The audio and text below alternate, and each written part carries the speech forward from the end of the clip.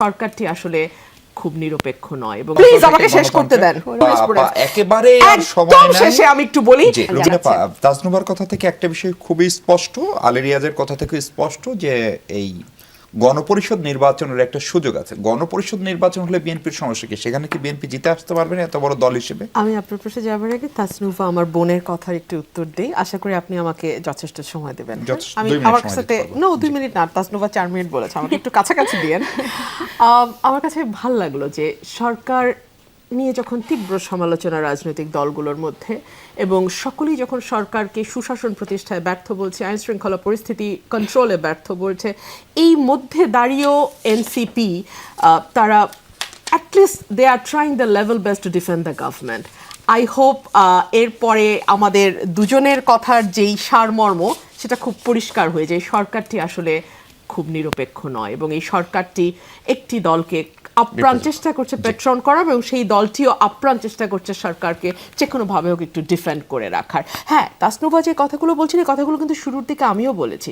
সরকার commission গঠন করেছে, সরকার শ্বেতপত্র প্রকাশ করেছে, কিন্তু তারপরে সরকার যে পরিমাণ লেজে গোবরে করেছে তাতে আর এই প্রশংসা আমি করতে পারছি না। এবং যেই সময়ের মধ্যে তাদের রিপোর্ট দেওয়ার কথা ছিল, কটি কমিশন সে রিপোর্টগুলো দিয়েছে? একটাও না, তাই না? So that is a very alarming sign. দুই হচ্ছে আমার, আমি আসছি গণপরিষদের প্রয়োজনটাকে আমি যদি জিজ্ঞেস করি, আমার বোন খুব সংবিধান সংশোধন, এক সেকেন্ড, সংবিধান সংশোধনের তো সংসদই যথেষ্ট, গণপরিষদ লাগবে কেন? গণপরিষদ তখন প্রয়োজন হয় যখন একটি নতুন সংবিধান প্রণয়নের দরকার হয়। সেটি কখন হয়? যখন নেপালের মতো রাজতন্ত্র থেকে গণতন্ত্রে আসতে হয় কিংবা সমাজতন্ত্র থেকে গণতন্ত্রে ফিরতে হয়। এরকম জায়গাগুলোতে সাধারণত আমরা খোল নলচে পাল্টে সংবিধানকে বদলাতে দেখি। প্লিজ আমাকে শেষ করতে দেন। আমার বোন আরেকটি কথা বলেছেন যে ইরিভার্সেবল রিফর্ম দরকার কিছু কিছু জায়গায়।